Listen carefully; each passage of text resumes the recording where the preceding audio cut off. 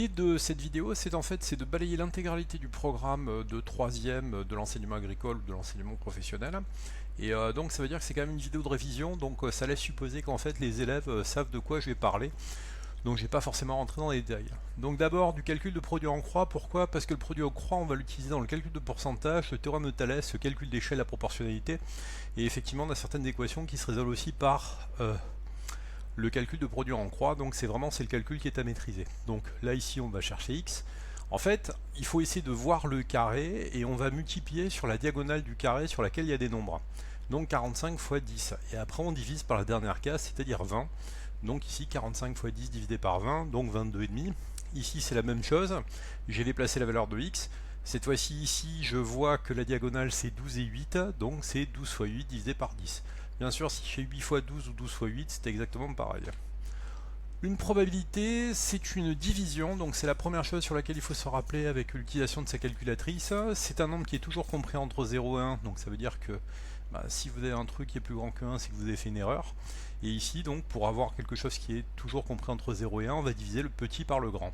Donc c'est tout simple, hein. Si vous cherchez par exemple dans une salle de classe la probabilité de trouver des filles, et ben en fait vous prenez donc tout le monde, vous divisez le nombre de filles par le nombre de personnes que vous avez au total, et ça vous donne la probabilité de trouver des filles. Donc ici j'ai 200 animaux, donc ça veut dire que j'ai 200 animaux en tout. Si j'ai 50 poneys, je fais 50 divisé par 200. Vous voyez qu'ici j'ai mis une fraction irréductible avec le 1/4, c'est la calculatrice qui me le donne. Et après derrière j'appuie sur la touche SD ou sur la touche Format de ma calculatrice Casio si je veux basculer pour obtenir le nombre décimal. Vous noterez aussi la présentation P entre parenthèses poney, c'est-à-dire P comme probabilité, entre parenthèses que je cherche. Pour les chèvres c'est exactement pareil, il y a 65 chèvres donc je fais 65 divisé par 200, et ici pour les vaches c'est exactement pareil aussi, je fais 30 divisé par 200. Le calcul du pourcentage, donc c'est un produit en croix. Ici, c'est une méthode qui m'est personnelle, c'est un moyen mémotechnique, hein, c'est-à-dire que d'autres profs vont l'enseigner de façon différente. La première chose que je vais faire, je vais mettre 100% en haut à droite, quoi qu'il arrive. Donc ici, 100%. Ensuite, je mets le total de la situation en haut à gauche. C'est-à-dire que si par exemple j'ai une classe avec 30 élèves c'est 100% de la classe. Donc ça veut dire qu'à côté du 100%, je mettrai 30. Si dans l'énoncé, on me donne un pourcentage, je mets en bas à droite, c'est-à-dire les pourcentages sous les pourcentages. Et si on me donne une quantité, je mets en bas à gauche, c'est-à-dire les nombres sous les nombres. Je note aussi qu'une probabilité fois 100, ça me permet de retrouver le pourcentage. C'est pour ça qu'on a un lien entre la probabilité et le pourcentage. Donc ici, on me dit que j'ai une ferme qui a 250 animaux, il y a 30 moutons, quel est le pourcentage correspondant? Donc les 250 animaux, c'est tous les animaux, donc 100% en haut à droite comme je l'ai dit, le 250 je le mets en haut à gauche. Ici, on me dit qu'il y a 30 moutons, c'est des moutons, donc c'est des animaux donc dans la colonne, et ensuite, produit en croix, 30 fois 100 divisé par 250. À quel nombre d'animaux correspond 62%? Cette fois-ci 62% c'est un pourcentage, donc je le mets dans la colonne des pourcentages. Donc ici 62 fois 250 qui correspond au total divisé par 100. Donc je peux difficilement me tromper à partir du moment où je fais attention, les pourcents avec les pourcents, les nombres qui ne sont pas des pourcentages avec les nombres qui ne sont pas des pourcentages. Le théorème de Thalès, c'est encore du produit en croix, donc je rappelle que c'est de la proportionnalité entre un petit triangle et un grand triangle. Donc les conditions pour réaliser un théorème de Thalès, on a besoin d'avoir des droites qui sont parallèles, donc MN qui est parallèle à BC, j'ai besoin d'avoir des points qui sont alignés, donc A, M et B, et A, N et C, et après derrière je me rappelle que j'ai 3 longueurs pour le petit triangle, j'ai 3 longueurs pour le grand triangle, donc ce qui veut dire que je vais avoir 3 fractions. Ma méthode, c'est de partir de toujours le point qui est en face des parallèles. Donc ici, c'est le point A que j'ai ici entouré en rouge. Donc je vais faire petit sur grand à chaque fois. Petit côté qui commence par A divisé par petit côté, pardon, par grand côté qui commence par A, AM sur AB. Petit côté qui commence par A, AN. Et si je suis le prolongement, je tombe sur C, donc AN sur AC. Et enfin, petite parallèle sur grande parallèle, donc MN sur BC. Je remplace par les valeurs que je connais, donc ça aussi c'est important dans les théorèmes de géométrie de toujours faire une étape de remplacement.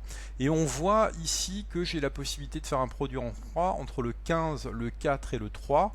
Et ensuite ici, si je cache ici ou si j'utilise le résultat, j'ai ici entre le 2, le 15 et le 3. Donc théorème de Thalès, c'est de la proportionnalité, c'est du produit en croix.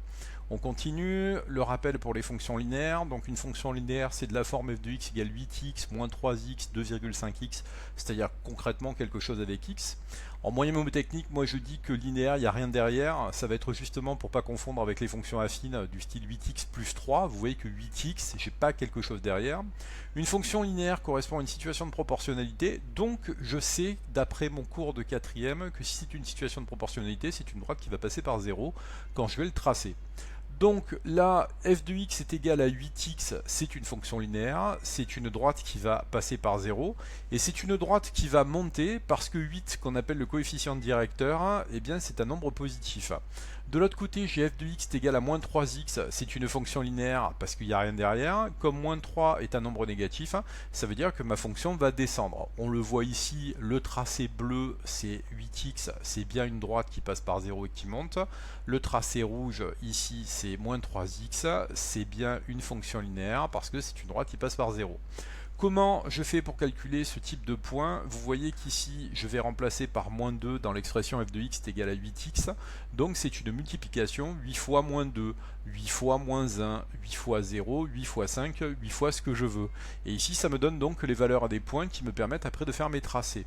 De la même manière, avec moins 3x, je ferai attention ici parce que j'ai le moins, donc je vais avoir moins 3 fois moins 4, moins 3 fois moins 2, moins 3 fois 0 et moins 3 fois 6. Je rappelle que les calculatrices sont capables de le donner, j'ai fait des vidéos là-dessus.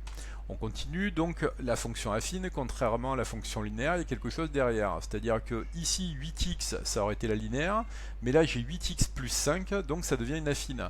Moins 3x moins 7, moins 3x, ça aurait été la linéaire, moins 3x moins 7 est une affine, et donc 2,5x moins 4, j'ai quelque chose derrière le x, donc c'est une fonction affine. Si les fonctions linéaires sont des fonctions de proportionnalité, les fonctions affines ne sont pas des fonctions de proportionnalité parce qu'on a le plus 5, on a le moins 7 et on a le moins 4. Donc dès que je vais avoir quelque chose derrière, c'est plus une situation de proportionnalité.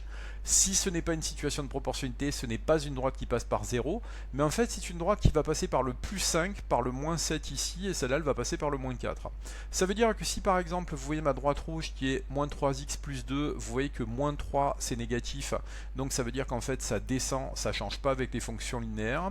Elle va passer par plus 2 parce que ici j'ai plus 2. Et de la même manière, 8x moins 4 qui est en bleu, c'est une droite qui monte parce que 8 qui est devant le x il est positif. Et en fait, elle va passer par le moins 4. Là, ici, c'est le décalage. On va souvent le voir dans les problèmes de maths avec les abonnements. Au niveau des calculs, en fait, ça change rien du tout. C'est-à-dire que là, ici, si je dois remplacer par moins 5 dans 8x moins 4, je fais 8 fois moins 5, moins 4. Ici, je fais 8 fois moins 2, moins 4. 8 fois 0, moins 4. Et 8 fois 0, ça fait 0, et donc c'est moins 4. Donc c'est pour ça qu'en fait, elle passe par moins 4 quand j'ai x est égal à 0.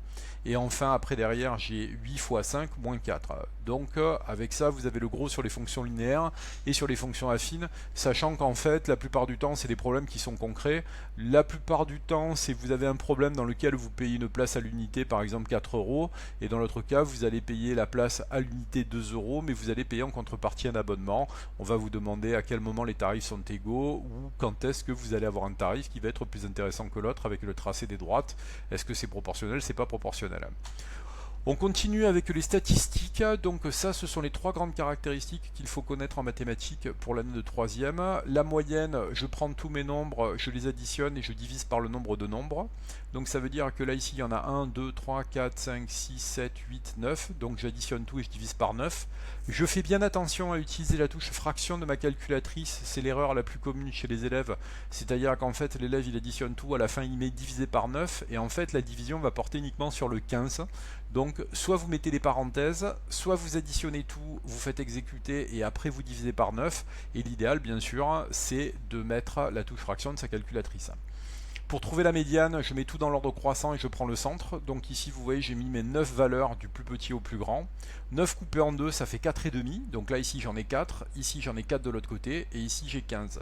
Si j'avais eu 8 valeurs, et on imagine qu'il n'y aurait pas eu le 14,5, que je serais tombé entre le 15 et le 16, et bien si j'étais tombé entre le 15 et le 16, entre 15 et 16, c'est 15,5.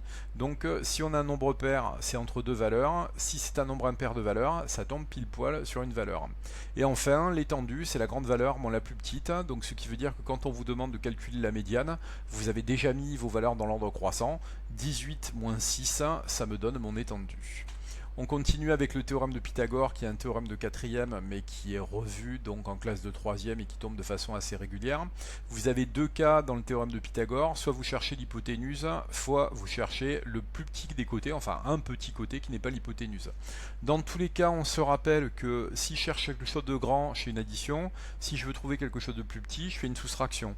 L'idée étant toujours la même, de faire attention, c'est parce qu'on a des carrés. Donc en gros, 8 au carré plus 6 au carré, je trouve un résultat, mais c'est un résultat qui est au carré, donc ce qui veut dire que je vais prendre la racine carrée pour obtenir mon résultat, puisque pour supprimer le carré, je mets la racine carrée. De la même manière, ici, je vais faire 13 au carré moins 5 au carré, j'obtiens un résultat, je fais la racine carrée, et j'obtiens ici mon résultat. Pour faire un théorème de Pythagore, j'oublie pas déjà de dire que j'ai un triangle qui est rectangle et l'endroit dans lequel il est rectangle, et ensuite, j'oublie pas de dire que j'utilise le théorème de Pythagore. La réciproque du théorème de Pythagore, c'est dans le sens contraire, c'est-à-dire que je ne sais pas que le triangle est rectangle et je veux prouver que le triangle est rectangle.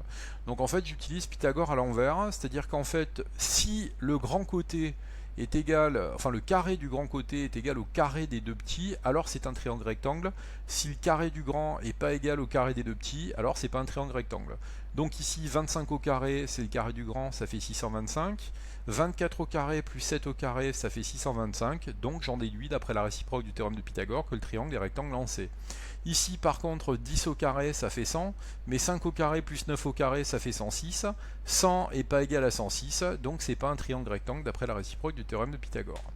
On continue avec la résolution des équations. Je rappelle que pour résoudre une équation, l'idée c'est de trouver x, et qu'une équation c'est une balance, c'est-à-dire que tout ce que je fais à gauche, je le fais aussi à droite. Si je veux trouver x ici, ça veut dire qu'il faudra que je me débarrasse du 2 et que je me débarrasse du moins 10. Donc ce qui fait que je vais commencer par le moins 10. Pour supprimer un moins 10, je fais un plus 10. Donc si j'ai fait un plus 10 à gauche, je fais un plus 10 à droite. 25 plus 10, ça fait 35, et le moins 10 et le plus 10, ils s'en vont. J'ai 2 fois x, pour me débarrasser d'une multiplication, je fais une division, j'ai un 2x, donc je divise par 2 à gauche et à droite, ça fait 17,5.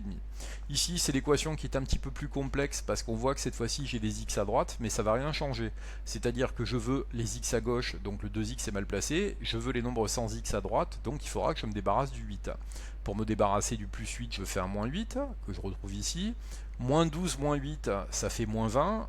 Ici, je veux me débarrasser du 2x, je fais un moins 2x à gauche, je fais un moins 2x à droite. Donc ici, 7x moins 2x, ça fait 5x. Le 2x et le moins 2x qui sont ici, ils disparaissent. Et donc, il va me rester moins 20. Pour me débarrasser d'une multiplication par 5, parce que je rappelle que 5 fois x, c'est comme dans les fonctions linéaires, c'est une multiplication. Donc, je fais une division par 5 à gauche, je fais une division par 5 à droite. Moins 20 divisé par 5, ça fait moins 4. On continue cette fois-ci avec la trigonométrie. On se rappelle qu'en trigonométrie, l'idée c'est d'abord de placer l'opposé, l'hypoténuse et l'adjacent par rapport à l'angle qu'on me donne ou par rapport à l'angle que je cherche. Donc ici on me demande de trouver un côté, donc il y a un point d'interrogation ici. Ici je vais avoir l'opposé parce que lui il est en face de l'angle et l'hypoténuse il est en face de l'angle droit, donc forcément le dernier qui va rester c'est l'adjacent. La formule qui permet d'utiliser opposé et adjacent c'est la tangente, donc je fais la tangente de l'angle A. C'est le côté opposé, donc c'est BC divisé par l'adjacent, c'est AC. Deuxième étape, je remplace, j'ai tangente 30 degrés ici, j'ai 10 parce qu'ici j'ai 10, et AC que je connais pas. Je finis par faire un produit en croix, je tape tangente 30 à ma calculatrice, ça me fait 0,58. Comme j'ai besoin de quelque chose ici pour compléter la quatrième case, je mets un 1 parce que multiplié par 1 ou divisé par 1, ça ne change rien. Je fais mon produit en croix, 1 fois 10 divisé par 0,58, et j'ai terminé pour réussir à trouver AC. Je continue, je suis dans l'autre cas dans lequel eh bien, j'ai besoin de calculer un angle. Ici, je refais exactement la même chose. En face de l'angle C, c'est l'hypoténuse parce que c'est en face de l'angle droit. Ici, je cherche l'angle A, donc ça veut dire que je fais une flèche pour aller en face. Ça veut dire que le côté CB, c'est le côté opposé. Et ici, donc, j'ai l'adjacent. La formule avec l'opposé et l'adjacent, c'est la tangente. Donc j'écris ma tangente A, c'est côté opposé divisé par adjacent.